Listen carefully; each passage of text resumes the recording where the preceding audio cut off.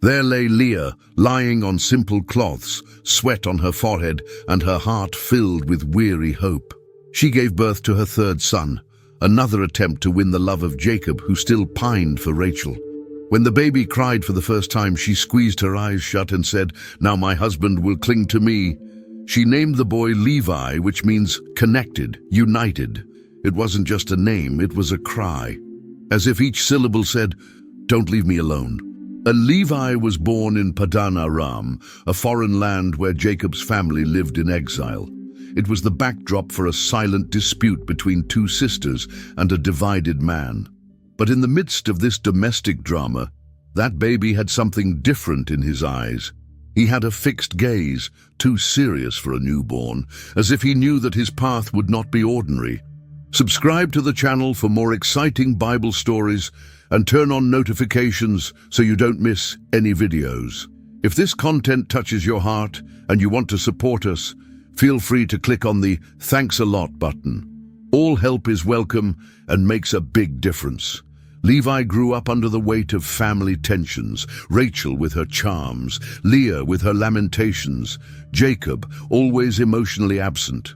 The children ran through the fields, fought, laughed, but Levi watched.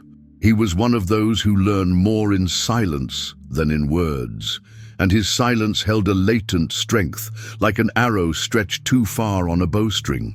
When he became a man, this trait became more evident. It wasn't easy to bend Levi. His sense of honor was raw, like freshly cut stone, the kind that doesn't forget, doesn't forgive easily, doesn't accept disrespect.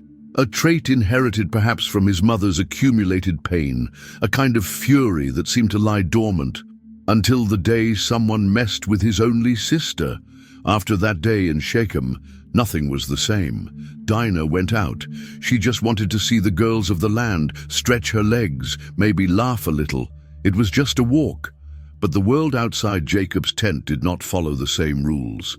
In Shechem, the neighboring town, she caught the attention of the prince, who bore the same name as the place. He saw her and didn't respect her. The force, the haste, the ego.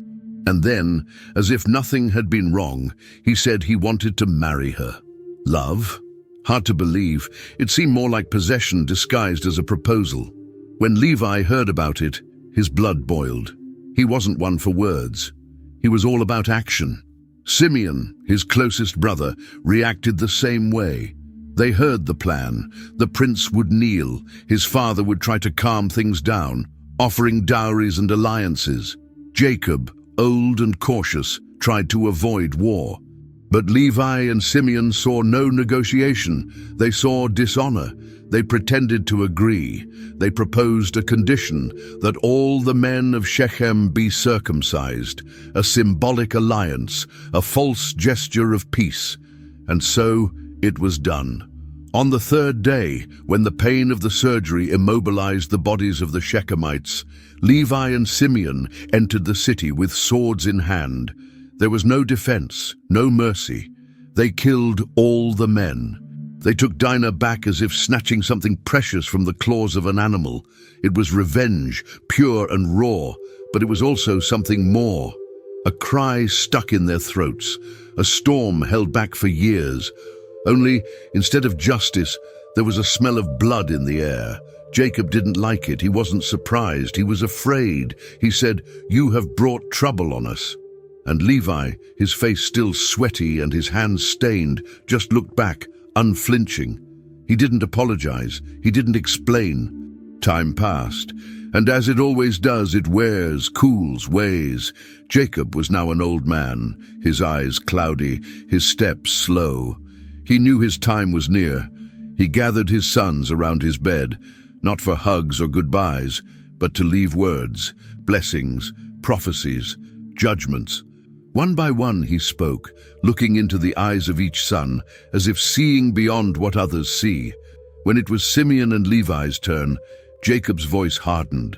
There was no affection in his tone, only remembrance. The wound of Shechem still burned, even after all these years. Simeon and Levi are brothers. Their swords are instruments of violence. The room grew heavy. The other brothers looked at each other. Cursed be your anger, for it was fierce. I will divide them in Jacob and scatter them in Israel." The words fell like stones. It was not a blessing, it was a sentence. They would be divided, scattered, without a fixed inheritance, without land of their own, a kind of punishment, but with a strange tone, as if that dispersion were more than punishment, as if it hid something that could not yet be understood.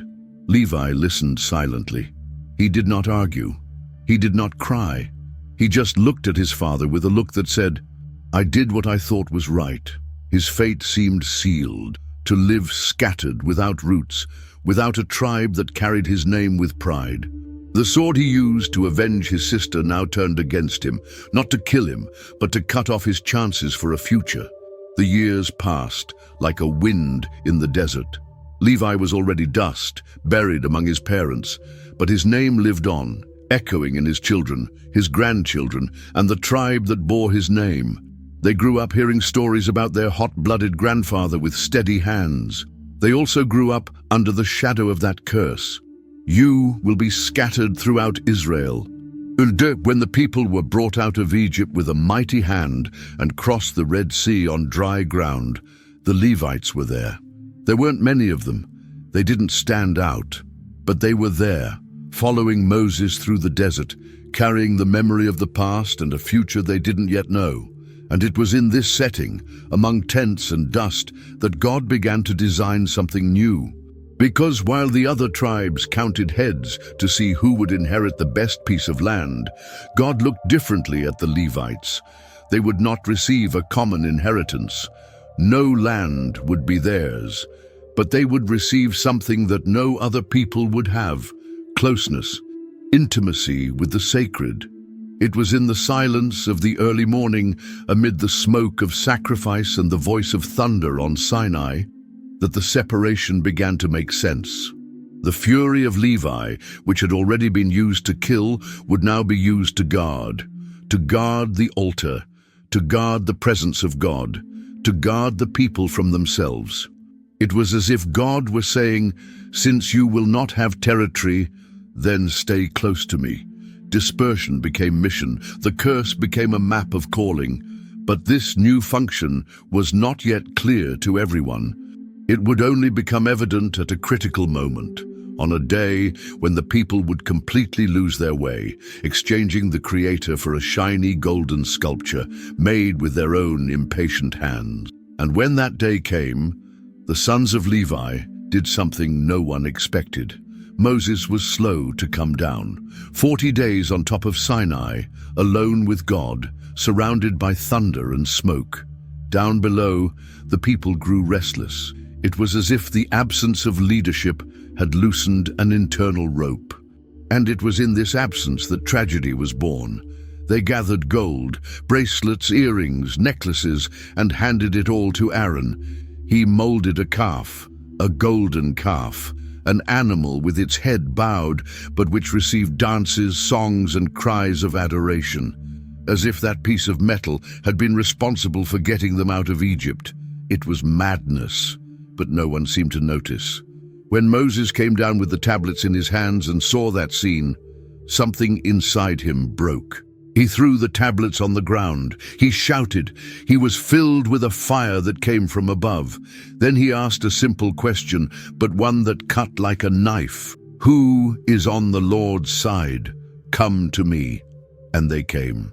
The sons of Levi were the ones who rose up in the midst of the confusion. They didn't think twice. They went straight to Moses, ready to obey. Then Moses, his voice heavy with sadness, said, "Each man take his sword. Go throughout the camp and kill brothers, friends, neighbors. Those who have turned to idolatry must fall." 3,000 were killed that day, and among those wounded were those who had the blood of Levi running through their veins. It was the same blood that had flowed in Shechem years and years ago. But now, the motive was different. It was not revenge, it was not pride, it was zeal. A violent zeal, yes, but coming from a different place. On that day, God looked at the Levites with different eyes. It was there that they became consecrated as guardians of the sacred. In the midst of that crowd of Levites was a quiet man with a gentle voice and kind eyes, Aaron, Moses' brother, a direct descendant of Levi. He had seen it all: Egypt, the plagues, the sea parting, the people complaining in the desert. And now, after the golden calf, he found himself facing a calling that weighed more than pure gold. God had chosen him.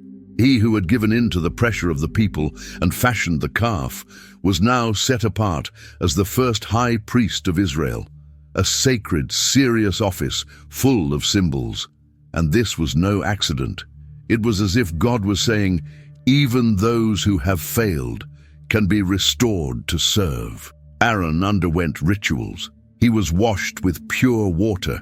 He was dressed in clothing that was not only beautiful, it was loaded with meaning. On his chest was a breastplate studded with 12 stones, each representing a tribe of Israel. He would carry the people in his heart every time he entered God's presence. On his forehead was a golden band with the words, "Holiness to the Lord." His sons were also consecrated. The Levites, his relatives, were assigned various duties. Some took care of the curtains, others the utensils, others the songs. Everything was organized down to the last detail. Because there, in that camp in the desert, every detail of worship revealed the presence of a God who would accept nothing less than perfection. But with such responsibility also came risk. A mistake in service could cost one's life.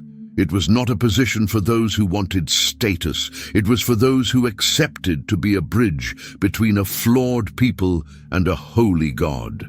And it was in this tense and sacred environment that another calling began to emerge, a role so symbolic that it did not involve land, livestock, or harvest, but the very destiny of the firstborn of Israel.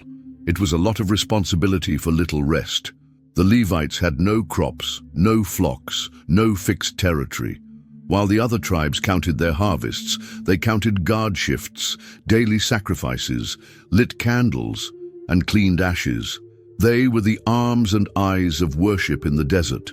They carried the tent of meeting on their shoulders, dismantled it, assembled it, and protected it. They were almost invisible, but without them, nothing worked. Every part of the tabernacle had a rule. Nothing was left to chance.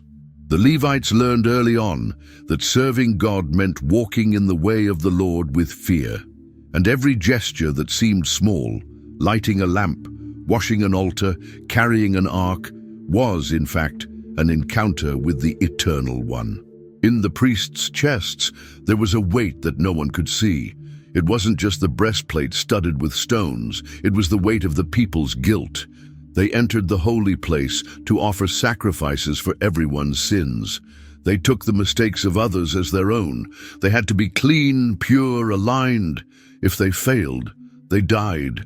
It was that simple. But it wasn't just fear, it was also honor.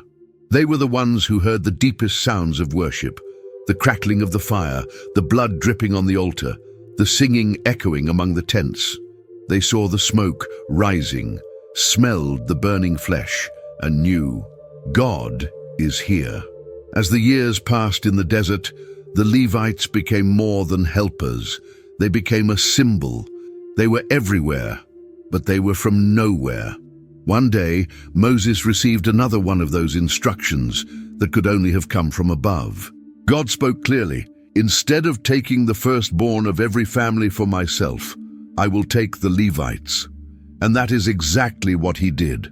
Every firstborn son in every household who would have belonged to God by right, because of the night when the firstborn of Egypt fell and those of Israel were spared, would now be represented by a Levite. It was like an exchange, one for one. God commanded that all the firstborn of Israel be counted, and then the Levites. The number was almost equal. Those who remained were redeemed with coins. But the message was clear. The Levites were no longer just another tribe. They now represented the redemption of the entire people. From then on, everything was organized around them. They had their own camps around the tabernacle, like a living wall. Each group had a specific mission. The Kohathites took care of the most sacred objects, such as the Ark of the Covenant. The Gershonites took care of the curtains, and the Merarites took care of the bases, columns, and ropes. Everything was timed. Everything was orderly. No one could switch roles. It wasn't chaos, it was an honor. But as much as they were everywhere, the Levites never had a piece of land to call their own. When the people finally entered Canaan, each tribe received a portion, except them.